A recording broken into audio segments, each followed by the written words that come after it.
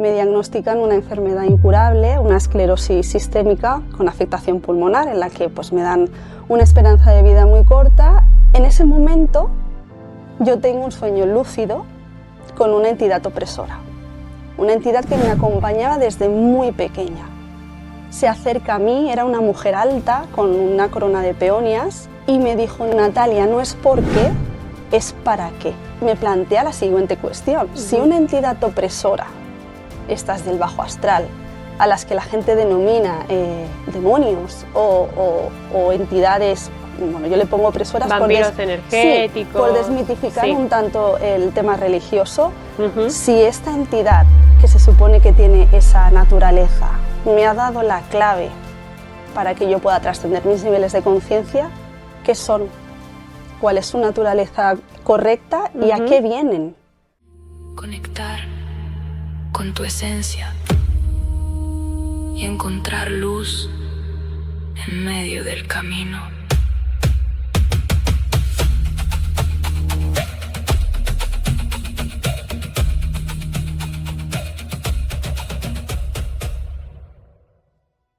Hola a todos, bienvenidos a este capítulo del podcast. Hoy vamos a hablar de un tema muy interesante sobre entidades de bajo astral, sueños lúcidos, ataques psíquicos y parálisis del sueño.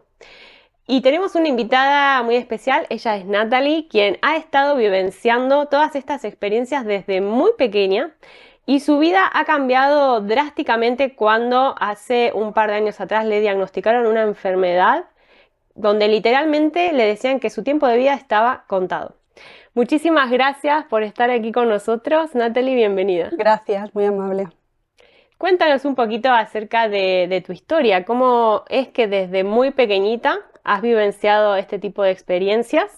Y también vamos a hacer un poquito de diccionario para que todos podamos entender de qué estamos hablando cuando hablamos de bajo astral, entidades opresoras, en lo cual Natalie es especialista. Me olvidé de comentarlo, especialista también en trabajo de sombras y psicogenealogía. Entonces, ¿qué es bajo astral? ¿Qué son entidades opresoras? ¿Qué es un ataque psíquico? ¿Qué es todo esto?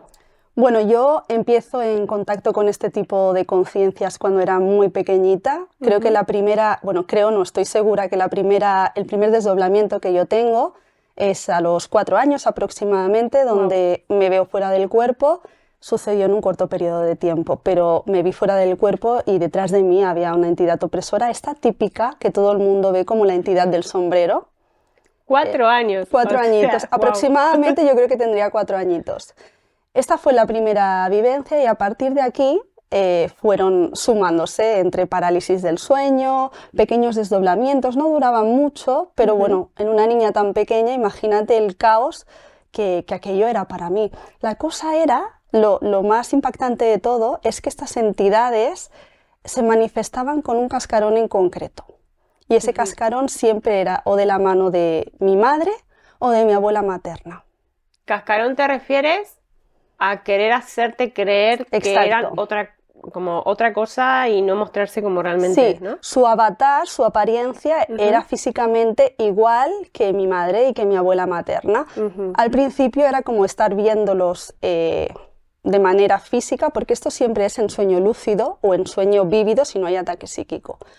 Y a medida que el sueño lúcido va en aumento y la entidad hace ataque psíquico, este cascarón se iba un poco tergiversando.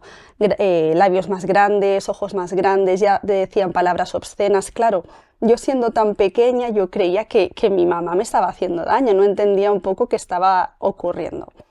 Me doy cuenta o empiezo a etiquetarlas y a saber un poquito más sobre este tipo de conciencias cuando a los 28 años me diagnostican una enfermedad incurable, una esclerosis sistémica con afectación pulmonar, en la que pues, me dan una esperanza de vida muy corta y en este momento en el que tengo el tiempo contado, ¿no? Para de alguna manera estar en paz conmigo misma, me doy cuenta de que no ha merecido la pena vivir, aun habiendo pues, tenido 2 hijos, ¿no? De alguna manera, y toda una vida creada, pues lo que se supone que todo el mundo quiere, un marido, una casa, un coche, un buen trabajo.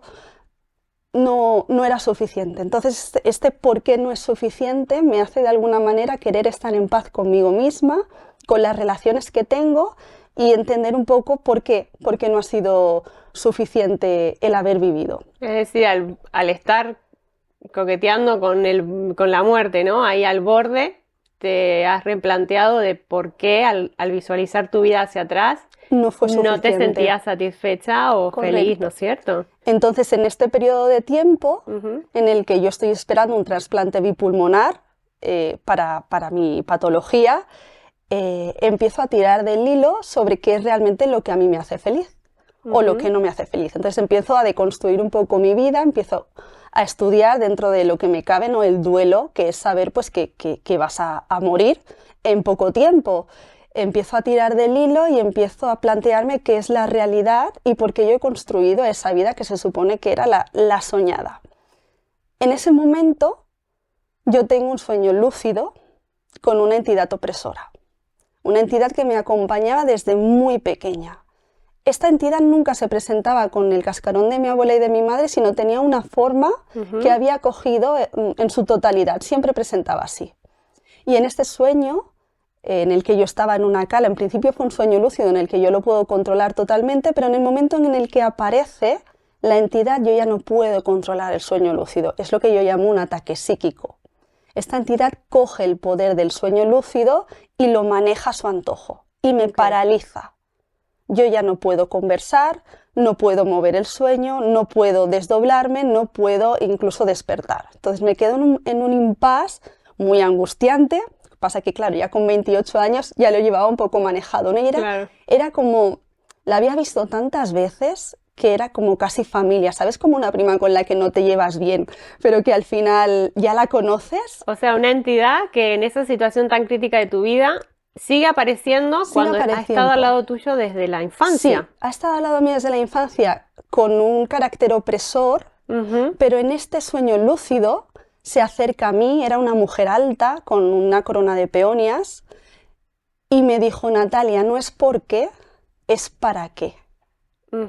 Refiriéndose al motivo por el cual yo estaba buscando el por qué me estaba pasando esta enfermedad. Entonces ella me dijo: es para qué. Entonces cuando yo deshizo un tanto la parálisis del sueño y pude conversar con ella y le dije que si todo aquello en el cual yo había tenido esas experiencias de pequeña era real, que no estaba yo disociando o que no tenía una patología mental, que no tiene por qué estar desvinculado, ¿eh? Si era real, quería un comprobante, un justificante cuántico, que yo le llamo. Y esta entidad puso en el nombre, en la arena de la playa, un nombre. Puso Claudia. Y desapareció. A los 20 minutos, yo despierto de la siesta, bajo a buscar a mis hijos del colegio. Tengo 2 hijos y en aquel momento eran muy pequeños. Y justamente acababa de reincorporarse un amigo de mi hijo que había venido de Alemania a hacer radioterapia por un tumor cerebral. Tenía aproximadamente este niño 7-8 años.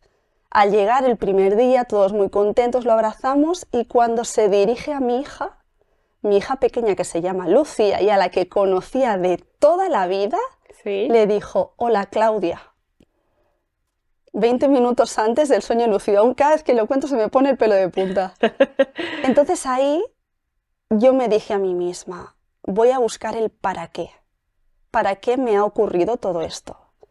Y me plantea la siguiente cuestión. Si una entidad opresora, estas del bajo astral, a las que la gente denomina demonios o entidades, bueno, yo le pongo opresoras vampiros energéticos, por desmitificar un tanto el tema religioso, si esta entidad que se supone que tiene esa naturaleza me ha dado la clave para que yo pueda trascender mis niveles de conciencia, ¿qué son? ¿Cuál es su naturaleza correcta y a qué vienen? Y a partir de ahí nace todo mi ensayo. Lo importante de toda esta historia, Estrella, es que desde que me diagnostican hasta que tengo este sueño pasa un año y medio. Y desde que me diagnostican hasta que yo voy al médico y me dice que no es necesario hacer un trasplante bipulmonar porque ya no hay inflamación pulmonar y yo estoy recuperando. De algo que se suponía que era irreversible. Pasan 2 años. Y entonces a partir de ese momento yo solo he ido increciendo, mejorando. Y la pregunta es, ¿puede realmente el cuerpo sanar a través de la mente? Y la más importante, ¿estas entidades hasta qué punto son opresoras o están en coherencia con nuestra propia opresión? Claro. A partir de ahí nace el ensayo.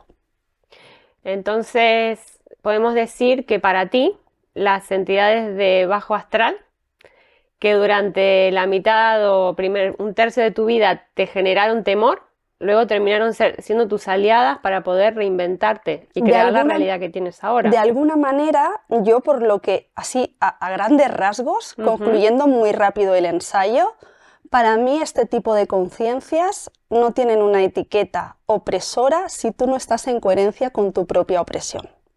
Es decir, cuando yo tengo voluntad de cambio, cuando yo estoy en una escala que el Dr. Hawkins marca como 200, que es la voluntad, y estoy en este proceso de cambio, estoy en coherencia con aquellas entidades que me están rondando, indistintamente de que sean benevolentes o opresoras, que esto ya es otro tema en el que yo dudo, que no sea incluso la misma entidad que cambia en función de cómo tienes tú tu vibración. De acuerdo. Entonces sería como, si estoy entendiendo bien, que cuando se tienen experiencias que generan temor, que generan miedo, es porque es un autorreflejo de lo que se está ya vivenciando internamente. Bajo mi experiencia, todas las parálisis del sueño, que han sido infinitas, Estrella, muchísimas desde muy pequeña, parálisis o entidades que he visto habiéndome desdoblado, o incluso en alguna premonición estando consciente, canalizando, siempre son ellas las que me muestran la premonición. Yo jamás he tenido contacto con aquello que la gente llama ángeles.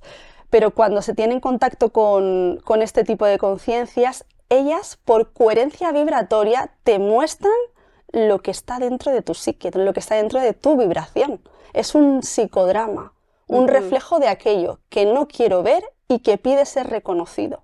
Entiendo. Ellas lo que están haciendo es mostrártelo en otro plano y alimentándose de ese pavor, de ese miedo, de esa vergüenza en función de lo que te estén mostrando, porque puede ser desde un sueño vívido en el que simplemente aparece una entidad opresora pero no tiene un gran vínculo contigo porque no es lúcido, o puede ser incluso un sueño lúcido con ataque psíquico-sexual, que esto también es otro temazo. Sí, de eso he conocido varias personas que han experimentado esto.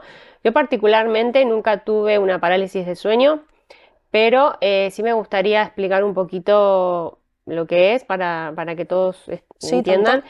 Y si siempre está ligado el sueño lúcido a la parálisis del sueño, es decir, siempre que se genera una parálisis, ¿es porque hubo un sueño lúcido antes o no necesariamente? Y al revés. Ok. Yo he tenido sueño lúcido que acaban parálisis. Ok.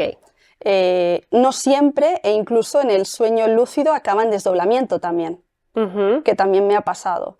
La parálisis del sueño a nivel científico es una parasomnia, en el momento en el que el cerebro despierta, pero aún no ha dado la orden al cuerpo de que se pueda mover. Entonces hay ahí un periodo de tiempo en el que parece ser que estás consciente y viendo todo lo que sucede, pero a la vez estás en otro plano. Estás en otra frecuencia, entonces se juntan como la tercera y la cuarta dimensión a la par. Exacto. Lo que sí que es cierto es que yo incluso en la parálisis del sueño, que han sido menos cortas en función del ataque psíquico, de la potencia que tenga la entidad con el match que hace contigo, incluso he podido experimentar un poltergeist, no, un estigma. Eso es cuando ejercen una herida física en tu cuerpo. Correcto. Ok, eso es interesante porque muchas veces he oído que las entidades, seres que no tienen corporeidad, es decir, que no están en la materia, no pueden interferir en ella Correcto. Directamente, sino que solo tienen poder, como tú mencionas, por ejemplo, en el campo de los sueños, porque Correcto. es como su frecuencia, su mundo. Entonces, esto estaría tirando por tierra esa teoría, ¿no es cierto? Es correcto, pero así como también lo explico en el libro, hay una parte de esto en el que hablo hasta dónde lo intangible puede tocar la materia, ¿no? Porque al final un poltergeist no deja de ser algo físico en el plano terrenal, derivado de una conciencia externa. o incluso propia. El poltergeist normalmente, la mayoría de veces, viene frecuentado porque hay un adolescente en casa. Hay un colapso energético y al final el objeto inanimado sale disparado, ya sea una bombilla o explota un vaso o en un momento, no sé si te ha ocurrido alguna vez, en mi casa como había egregores y de todo, pues ocurría constantemente. Cuando hay una conversación un tanto acalorada o una discusión fuerte, algo siempre pasa o pasaba. Se caía un cuadro, justamente que estás hablando de la abuela, estás discutiendo por una herencia, cae el cuadro de la abuela, cae el cuadro de madera en el que pone aquí reside una familia feliz. Esto es anécdota literal en mi caso. O sea, el poltergeist al final es esto, ¿no? Un colapso de energía que viene derivado de una conciencia externa, incluso tuya propia. Entonces, en el libro yo hablo de esto, de al final que si una conciencia intangible puede determinar lo tangible. Me da un poco igual a nivel de física cuántica o cómo lo quieran gestionar, porque Exacto. yo de alguna manera no digo que incluso pueda haber sido yo haciéndome un corte en la parálisis, aunque se supone que la parálisis yo no me puedo mover, no descarto que haya podido ser yo misma, pero eso no le quita peso o de alguna manera no rechaza la opción de que había una entidad opresora y que ha usado su energía para una autolesión. Exacto. En mi caso, eso sí me ocurrió hace muchos años, cuando estaba en la casa de mi mamá, era adolescente. Todo el terreno y todo el barrio, digamos, en el cual está la casa de mi mamá, si lo remontamos en la historia, ese fue terreno de conquista. En Argentina, ¿Vale? donde nací, hubieron muchas conquistas sobre los pueblos nativos, sobre los pueblos originarios. Y de hecho, está muy corroborado que más de un cementerio de toda esta gente que murió por la conquista del terreno pasó en estas tierras.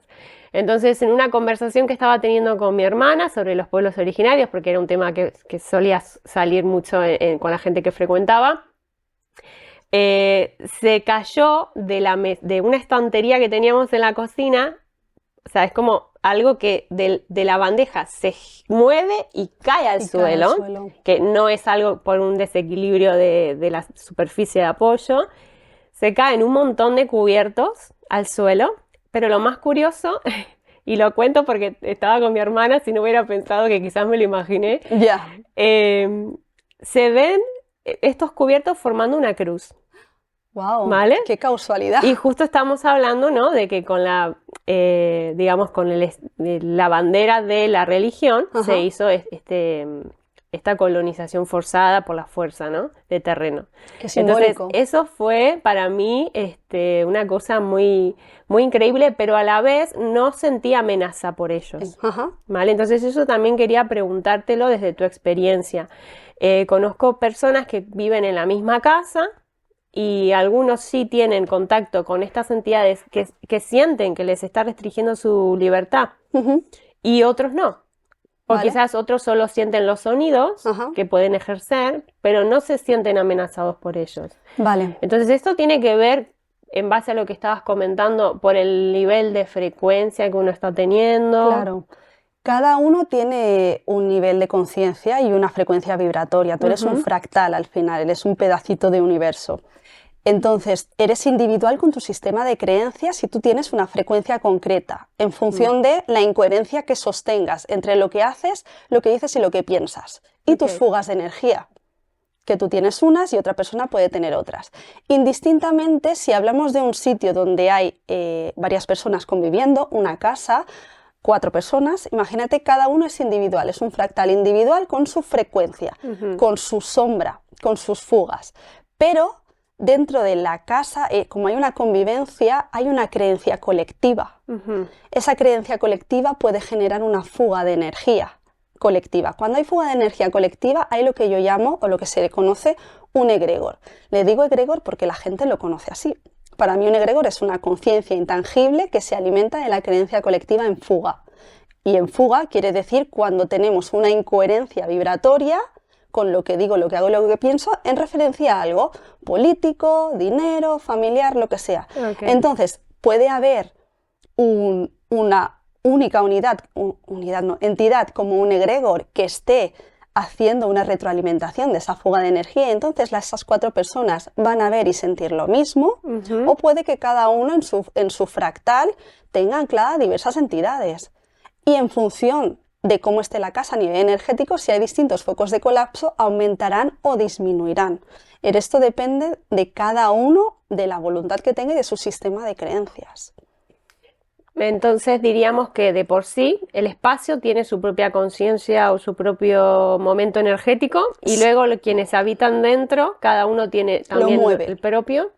Así como cuando yo he entrado ya te estoy moviendo la energía porque estoy entrando en otra frecuencia, pasa exactamente lo mismo. Se modifica la frecuencia, aumenta, sube, baja en función del campo electromagnético que haya en el sitio, de la frecuencia que tengas tú, de lo que percibes de mí, de las heridas que tú tengas reflejadas en mí, se va moviendo constantemente. Bien. Y en este caso hay una pregunta que me ronda la cabeza cuando hablamos de este tema y que como tú lo estás experimentando desde muy pequeña, quizás puedas también decirlo desde tu perspectiva, ¿no? Estamos hablando de que todas estas situaciones se crean en base a nuestra percepción de la realidad, a nuestro mundo interno, a nuestras creencias, ¿no es cierto? Cuando pasa en el caso de niños, que son muy, muy pequeños y que aún no tienen un sistema de creencias tan estructurado como puede ser el de un adulto, ¿por qué tienen este tipo de contactos cuando se supone, ¿no?, que aún no tienen sombras que trabajar, por decirlo de alguna manera, porque están como recién llegados a la vida? Con esta pregunta que me haces y en referencia a la anterior, que se me ha olvidado puntualizar, que además de ser en colectivo, cada persona de alguna manera canaliza de una manera diferente. Correcto. En lo terrenal nosotros tenemos los sentidos para percibir, para el peligro, ¿no?, con el olfato, con la vista. En lo energético hay un extrasensorial que viene a través también de los sentidos, pero un tanto energético, ¿no? Por ejemplo, yo en mi caso canalizo a nivel mental, es visual, me vienen ciertos fotogramas, imágenes y recibo imágenes, pero hay, como tú bien decías, hay otras personas pues que es con el gusto, con el olfato. ¿Esto tiene algo que ver? Pues yo creo que es como el que nace un poco con el arte, ¿no? Tiene más predisposición a ser artista. Otra cosa es que tú hagas match con ese arte y lo quieras desarrollar. Será mucho más fácil para ti dibujar que para mí, que quizá yo pues tengo más sensibilidad para la canalización energética, ¿no? En el caso de los niños, ellos están en blanco. Están en blanco a nivel espiritual, entre comillas, porque tú cuando naces, no naces en blanco como tal. Exacto. La familia ya ha puesto en ti una energía. Tú vienes a la familia a cumplir una misión. La familia es un clan y es supervivencia. Si tú no vas a aportar al clan, eres una oveja negra. Si tú no cumples las expectativas del clan, eres una oveja negra. Y si tú no sigues la religión, los decretos del clan o lo suficiente para que el clan sobreviva, serás oveja negra. ¿Qué es lo que pasa? Que cuando tú naces tienes una imposición de nombre, tienes una imposición de religión, tienes una imposición de decretos familiares que en función de lo que las ancestras o tus padres hayan vivido te van a inculcar.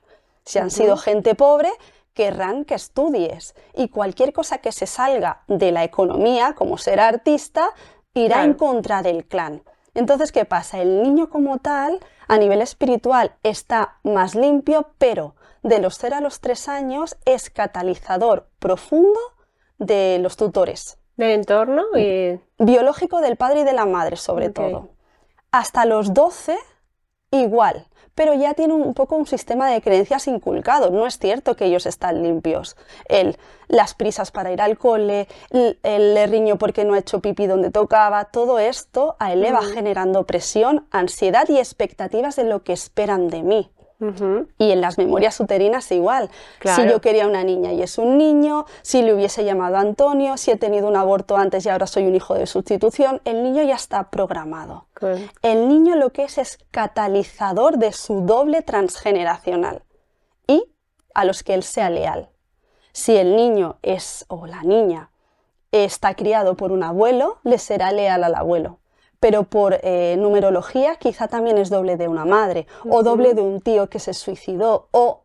Sí, venimos con una historia. Venimos ya con una historia impregnada. Exacto, pero si un niño es contactado más por ejemplo, fallecidos, espíritus que están entre los dos mundos, en lugar de lo que se llaman seres de luz o lo que fuese, ¿no?, que quiera decirle. ¿Esto vendría a ser porque tiene la capacidad de poder gestionar esta energía para transmutarla? Es porque está predispuesto a ello y probablemente si está... Yo lo que más me interesa con mi trabajo es desmitificar un poco la creencia de que estas entidades hay que sacarlas. Hay que sacarlas como sea. Porque si nos empezamos a obsesionar, tendríamos la casa impoluta, sin una bacteria, sin una plaga y sin absolutamente nada. Y aquí todos tenemos las sábanas sucias o las toallas que necesitan un fregado, de alguna manera. Entonces, al final, si el niño está predispuesto o ve entidades, en lugar de socorro, vamos a ver qué le están mostrando. Las entidades que le muestran. Seguramente es catalizador del papá o de la mamá o del que sea doble. Y lo que está viendo es una fuga de energía colapsada. Es maravilloso momento para hacer trabajo de sombra y ver qué está ocurriendo. Porque si en el momento nosotros entramos en pánico, empezamos a encender palos de santo que no hacen absolutamente nada, y no vamos al origen terrenal, que al final es lo que le va a pasar al niño, que catalizará en el cuerpo físico, con una itis, otitis, conjuntivitis en los sentidos, que es a nivel terrenal, donde ellos se enferman, esas itis, le vas a gestionar un colapso en el cuerpo físico. Entonces, atendamos primeramente lo que el niño está queriendo decir a nivel psicosomático y emocional, encontremos el origen de esa detonación, de ese vínculo, ese match con las entidades, y luego ya haremos trabajo energético. Pero primero, como dice Bea, hay que poner lavadoras. Claro. Y hay que hacerse cargo. Primero lo terrenal y luego ya nos vamos para arriba. Totalmente. Primero de chakra para abajo y luego chakra para arriba. Me encanta lo que estás diciendo porque lo viví en primera persona. Quiero contar esta anécdota por si a alguien en la audiencia le ha pasado y a ver desde tu punto de vista cómo sería la mejor forma de gestionarlo, ¿no? Nosotros nos fuimos con mi pareja y con mi bebé a un fin de semana de relax. Un lugar maravilloso en el medio de la naturaleza, donde justamente el tópico era retiro digital. Es decir, bajemos el ritmo al wifi, a la computadora, al móvil y centrémonos en disfrutar del paisaje, un lugar muy bonito. Y además hacía mucho hincapié en el silencio y en estar en el presente. Bueno, a nuestro bebé le encanta estar al aire libre, no sé si todos los bebés son así, pero bueno, él se relaja mucho con las plantas, tocando literalmente árboles. Y este lugar parecía, ¿no?, el lugar perfecto, todo el día al aire libre. Y justamente en este lugar, el mismo fin de semana que vamos nosotros, llega un grupo que va a hacer pues actividades de sanación, como una especie de retiro colectivo, ¿no? Se ve que el espacio también se alquilaba para hacer este tipo de actividades. Bueno, hasta ahí todo bien. Primer día perfecto, segundo día, durante el día muy bien. Cuando llega la noche, el bebé no quiere dormir y no quiere siquiera estar dentro de la habitación. Pero era un llanto que no, una como madre identifica. No era un llanto de los que normalmente tiene porque está cansado, porque tiene sueño, porque tiene frío o calor. No, era un llanto que no se calmaba con nada, salvo con que yo lo tuviera en mis brazos pegado a mi cuerpo. Y no hubo forma de dejarlo durmiendo sobre la cama, ni siquiera entre nosotros. Era ponerlo en la cama y que gritara como si se estuviera acabando el mundo literalmente. Entonces, después de todo un día de relax, me tocó pues dormir semisentada con él en mis brazos hasta que amaneciera. Cuando amanece, vamos a desayunar y ahí vemos que todo este grupo que había estado haciendo el retiro amanece, ¿no?, como con la cara de haber estado llorando, todos se abrazaban, estaban haciendo como conversaciones en círculo afuera. Entonces ahí entendimos que la actividad que estaban haciendo era de sanación profunda y que durante esa noche se habían estado transmutando, liberando un montón de emociones muy densas, porque literalmente eran personas adultas que estaban muy bien y al otro día estaban como si les hubiera pasado un camión por arriba, pero haciendo un trabajo de sanación, de grounding. Entonces ahí entendí que en el espacio había mucha energía colectiva moviéndose durante la noche y evidentemente mi bebé lo estaba sintiendo. Nosotros ni nos enteramos, pero él sí. Entonces, este hincapié porque el lugar era súper natural y no había ningún tipo de estímulo externo. Esto fue puramente emociones y energía que estaba ahí liberándose. Sí, pero te voy a hacer una puntualización. Yo soy muy proactiva de creer que nada te afecta si no está en tu resonancia. Es decir, hubiera estado maravilloso si yo hubiera estado allí contigo, te hubiera dicho, Estrella, vamos a ver qué es lo que han sanado, qué emociones han movido o qué temas han tocado. Porque si el bebé está catalizando esas emociones, es porque te está catalizando o a ti o al papá, o a la doble transgeneracional o al secreto que hay en el árbol. Okay. Si no, no somatiza, porque no hace match con su frecuencia. Solo es cuando hacemos ese match, cuando hay una frecuencia abierta, que hace esa coherencia. O sea, no todos los bebés o no todas las personas recibimos igual la información, solo si hay coherencia con lo que está sucediendo y lo que yo tengo internamente. Ok. Es mucho más difícil encontrar el origen así. Es que imagínate, estamos hablando de en ese momento 4 meses y medio, 5 meses, o sea, es un... Claro, por eso te digo que tampoco hay que obsesionarse, porque no podemos evitar resfriarnos, no podemos evitar según qué cosas, porque tienen que estar, es un círculo vicioso de transmutación, sin las emociones de fuerza que son las que llamáis o llamamos bajos astral, vergüenza, miedo, culpa, no hay las de poder, que es la aceptación, la iluminación, la paz, se necesitan sentir para poder trascenderlas. Entonces, de ahí lo que te decía de no queramos quitarlas, sino aprendamos en el momento que aparecen, siempre queremos estar estables, ¿no? Hay un rato de paz. El desarrollo personal o el trabajo de sombra o llegar a una conciencia alta es todo el rato hacer este tipo de trabajo. No hay un momento de descanso. Porque si hubiéramos estado ya iluminados no estaríamos aquí, estaríamos trascendidos y ya. Entonces es continuamente estar buscando ¿y ahora qué? ¿Y ahora qué? ¿Y ahora qué? Pues el trabajo de sombra ahora con hijos que son catalizadores, más que querer. Mucha gente me viene a los cursos y me dice, ¿qué puedo hacer para que mi hija? No la defiendas, porque tú eres espectadora, el hijo no te pertenece. Totalmente. Eres espectadora y tú solo le das herramientas para que él pueda ejercer. Evidentemente, cuando son tan bebés, no les puedes dar ninguna herramienta, pero sí como yo reacciono. La contención, ¿no? Sí, exacto, como yo reacciono o el alivio que le doy emocionalmente a él le enseña, aunque no entienda. Entonces, entendamos qué es lo que ocurre y por qué él cataliza eso. ¿Podríamos decir que las personas que tienen este tipo de contactos más frecuentes o desde niños lo tienen justamente porque tienen la capacidad de hacer mayor cantidad de transmutaciones de las que otras personas de su clan pudieron hacer, por ejemplo, o no necesariamente? Yo creo que no necesariamente, yo creo que todos tenemos la misma capacidad, como te decía antes, yo puedo ser igual de buena dibujante que tú, pero tú tienes mucha más facilidad de aprendizaje que yo y llegas más rápido. A mí me cuesta mucho más. Entonces, dependiendo del nivel de conciencia y de lo responsable que te quieras hacer de tu dolor, transmutarás antes o no. Sí que es cierto que el nivel social ahora es diferente. Mi abuela, que nació en los años 20, no puede vivir el duelo de un abuso o de la pérdida de un hijo como se vive ahora, porque no tiene nada que ver. O sea, el nivel de conciencia aumenta cuando la sociedad tiene más conciencia, pero por eso también hay mucha gente que me dice, pero ¿por qué siguen pasando cosas malas? ¿O por qué hay gente o políticos, ¿no?, que siguen haciendo cosas malas? Están en coherencia con lo que piensan, lo que hacen y lo que dicen, por eso no les pasan cosas malas, porque ellos están en una frecuencia vibratoria correcta y el universo premia al que está en coherencia. La moral es un constructo social, esto está bien, esto está mal. El universo responde a tu frecuencia y a tu coherencia, entonces esto ya depende de ti, de la voluntad que tú tengas. Correcto. Bajo este paradigma podríamos decir que si nosotros creamos mediante nuestras creencias, ¿sí? Y la manera de mantenernos alineados sería coherencia entre lo que decimos, pensamos y sentimos. Si nosotros, a nivel de creencia, no nos identificamos con un suceso del clan familiar, no tendría por qué afectarnos en nuestra realidad materializada, ¿o sí? Porque de alguna forma está en el inconsciente, ¿no? Porque hay muchas personas que dicen, yo no creo que la herencia de mi clan me afecte.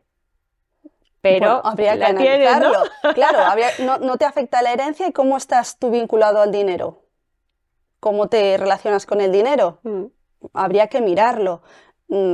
O tener comportamientos que quizás pensamos que son nuestros y en realidad no lo son. Nada es tuyo, es un constructo.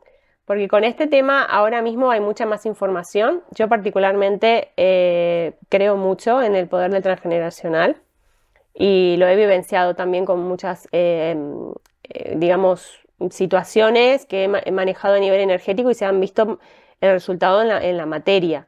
Pero también conozco muchos detractores, ¿no? De lo que es el trabajo de constelaciones, que al final crean esta dualidad entre la eterna sanación o realmente estás creyendo que hay que sanar cuando en realidad no hay nada más que buscar.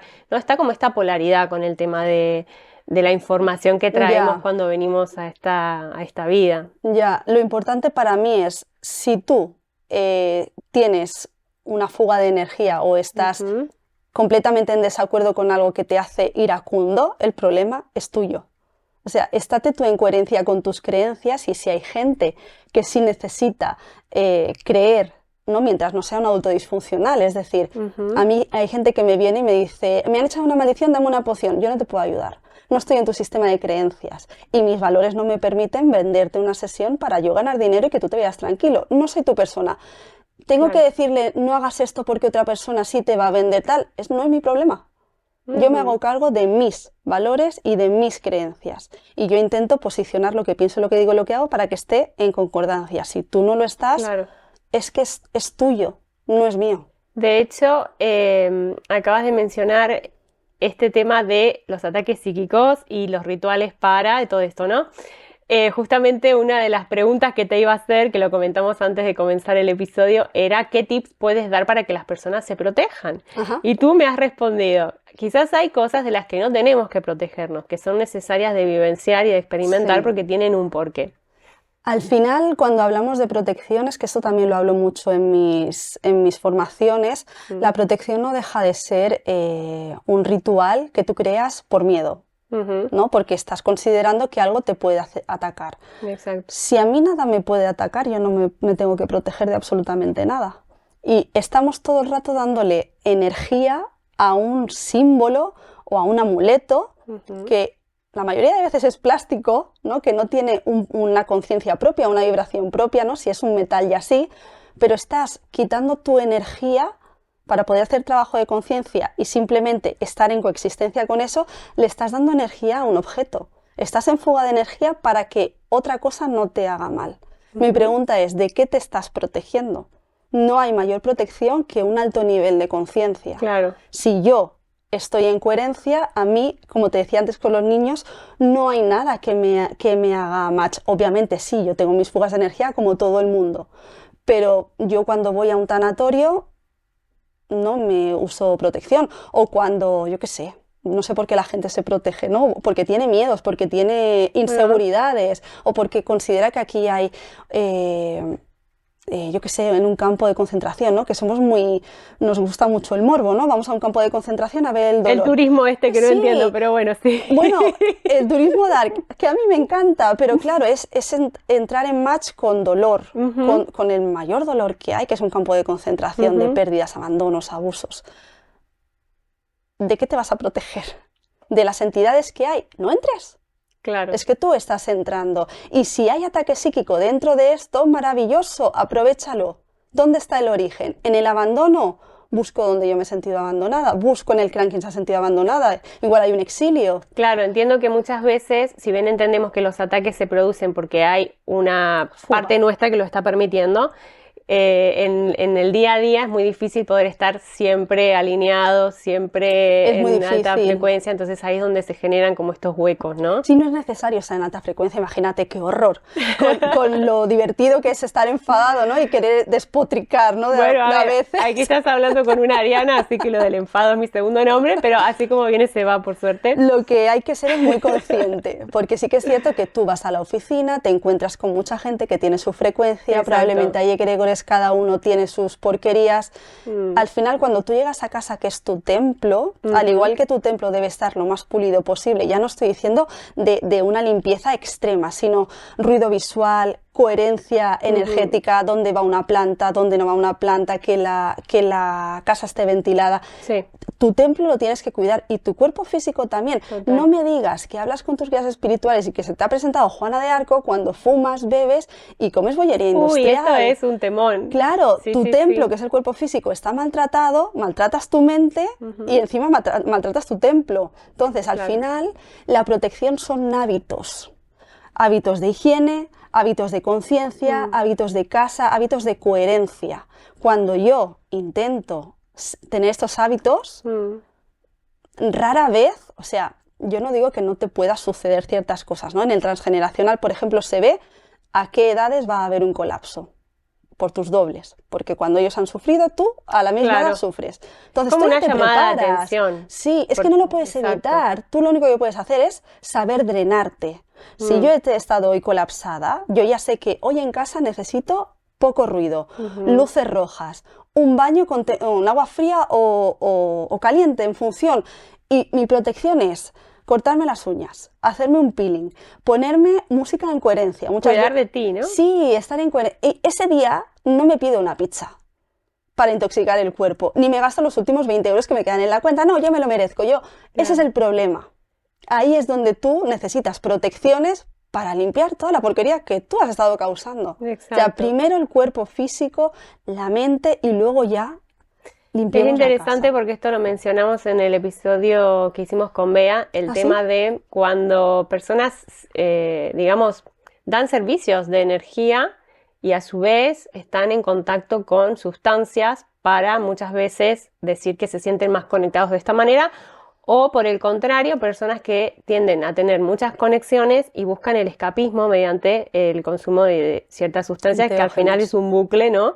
Que no acaba. Entonces volvemos siempre a lo mismo, ¿no? La conciencia del cuerpo es más importante ahora que nunca. Porque desde mi perspectiva, no sé si estarás de acuerdo, pero creo que sí, por lo que has mencionado, estamos en un momento donde el proceso de sanación es más profundo y tiene resultados mucho más tangibles y fuertes de los que nunca hubieron antes. Sí, porque nos podemos hacer más cargo, más responsable, tenemos más herramientas. Y con esto que decías antes, la gente también, ¿no? Muchas señoras pues que han venido quizá a mis conferencias, ¿no? Y se enfadan con mi ensayo. ¿Cómo puedo estar proclamando, ¿no? Que una entidad como esta te puede echar una mano? Y luego ellas que hablan de que tienen contacto con el Arcángel Miguel y no te hablas con tu madre hace 5 años. O sea, no hay coherencia aquí. Es decir, no te hablas con tu madre, tampoco hablas con el Arcángel Miguel. Quiero decir que igual el Arcángel Miguel es una entidad opresora haciéndose pasar por el Arcángel Miguel. Claro. Que esto también puede que ser. Eso da para otro. Para otro, de cómo diferenciar con lo que estamos conectando. Que eso, ahora mismo vemos que hay más conexiones, o se hacen más públicas y más visibles las conexiones que antes, porque tenemos más tecnología, porque podemos comunicarnos desde cualquier parte del mundo con personas del otro lado, lo que fuese. Pero también hay como más ensaladilla, ¿no? De saber, vale, pero realmente esta conexión, y no solo porque quien lo esté mostrando lo esté engañando, sino porque a veces nosotros mismos podemos estar confundidos con lo que estamos viendo. Es que todo se filtra por el ego. Si tú no tienes a raya el ego, cualquier cosa que canalices va a filtrar por ahí y va a ser un problema, porque tú te vas a creer lo que te está diciendo la entidad opresora, que se disfraza de arcángel y te va a subir el ego espiritual. Entonces, al final, si tú no tienes bien el trabajo de sombra, no estás bien en coherencia, ese ego, aunque sí que realmente sea una entidad de conciencia superior que viene yo qué sé, a mí no me ha pasado, a dar un mensaje para salvar a la humanidad. Exacto, yo qué sé, si tú tienes ego, al final eso se convierte en un ataque psíquico, se convierte en una fuga de energía. Entendiendo ataques psíquicos como una manipulación de tus acciones. Una manipulación de tu cuerpo energético en función de por dónde haya entrado, el emocional, el mental, incluso pudiendo llegar a una posesión a la conciencia local. Que sería como que tomen las riendas de tu vida por ti, ¿no? Un poco. Que se hagan, o sea, que puedan tomar posesión de parte de tu identidad, de alguna manera, de tu energía, de tus pensamientos intrusivos, recuerdos tergiversados, TOC, incluso, ¿no? Es que esto es un tema muy delicado, pero es que yo creo que, al igual que dice el científico Lipton, que es que al final el cuerpo físico, lo mental, es que está todo unificado. Totalmente. No quita una cosa de otra, ni empieza una cosa sin la otra. Entonces está todo... Totalmente de acuerdo. Y como que lo más espiritual que se puede hacer hoy en día es tener en orden tu vida, ¿no? Exacto, y poner las lavadoras. Poner las lavadoras. Ser un adulto funcional. Exacto. Y para ir cerrando me gustaría hacer como un resumen entonces del punto de vista, ¿no es cierto?, que estamos hablando de que el contacto con entidades de sombra no necesariamente vienen a desviarnos la vida, jodernos la vida, sino que podríamos hacer uso de esa información para ver qué es lo que se está mostrando, para empoderarnos, ¿no? Para darle un poco la vuelta. Cuando hablamos de trabajo de sombra en el día a día, para quienes estén teniendo este tipo de conexiones o conozcan a alguien que lo está teniendo, ¿cuáles serían un poco las ayudas que les podríamos brindar? Obviamente todo parte desde la voluntad de quien está teniendo estas conexiones. Claro, parte de la voluntad y de la percepción que tú tengas de la realidad. Es decir, tienes que tener una percepción bastante abierta y ser muy consciente de que no te pasan cosas, sino que todo lo que te pasa es porque tú lo atraes. Entonces, a partir de ahí yo me hago cargo. ¿Qué hago con esto? La persona que me oprime, el sueño lúcido opresor, la mala suerte está en coherencia con lo que yo soy. Entonces, a partir de aquí, ¿yo qué puedo hacer? Poner en orden. En orden todos los temas de la vida, que es dinero, amistades, relaciones amorosas, familia, vocaciones frustradas, cosas que me he dejado por hacer. Tienes que empezar por una. El otro ejercicio que siempre mando es poner del 1 al 10 tus valores. ¿Por qué? Porque son muy importantes. Si yo tengo, por ejemplo, como valor número 1 la justicia, me va a colapsar o me va a generar foco de colapso cualquier cosa que sea injusta a mi criterio. Entonces yo tengo que desprogramar todos mis valores. ¿Qué es la justicia? ¿Qué es el amor? ¿Qué es, yo qué sé, cualquier cosa que se te ocurra? ¿Y cómo te relacionas con ellos? ¿Qué decretos tienes? ¿Qué cinta te han metido en la cabeza? ¿Y por qué te la han metido? Porque a lo mejor tú no lo sabes, pero en tu clan ha habido, yo qué sé, ha habido abusos, ha habido muertes inesperadas, ha habido un montón de cosas que aunque no se dicen, con las acciones de la abuela o los criterios, tú te vas programando. Entonces, yo tengo que saber cuáles son mis detonadores, dónde tengo yo mis fugas de energía y empezar a hilar muy fino. Y muy poco a poco y con mucha compasión. Mi lema es la compasión frente al abismo. Porque el trabajo de sombra es algo muy duro, muy doloroso y te aparta mucho de la zona de confort. O sea, te obliga a salir. Cuando sales de la zona de confort, pierdes todo. La vida tal y como la conoces y empiezas a construir esencia. Pero ahí está tu paz mental. Entonces, esto es un trabajo que no acaba nunca. Mis consejos, pon en orden todo lo que tengas en la vida, valores, criterios, luego haz transgeneracional si quieres y ves construyendo en coherencia. Siempre lo más importante es lo que haces, lo que dices, lo que piensas. Me encanta. Espero que hayan tomado nota porque has dado un montón de información súper valiosa. Y bueno, no sé si para terminar quieres dejar algún mensaje general, además de saber qué servicios estás ofreciendo actualmente, dónde te pueden encontrar. Vale. Sí. Bueno, yo soy funcionaria de carrera, no me dedico a esto de manera profesional. Es en el tiempo libre, pues me gusta ayudar todo lo que puedo o doy formaciones en cuanto a entidades opresoras o para que la gente entienda cómo funciona el trabajo de sombra. Y actualmente me llena de mucho orgullo decir que he escrito un libro con Luciérnaga que se titula... Gracias. Eso está como en el tópico de valores no sociales. Escribir un libro. Ya he escrito un libro, he tenido un hijo y he plantado un árbol. Pues mira, ya está.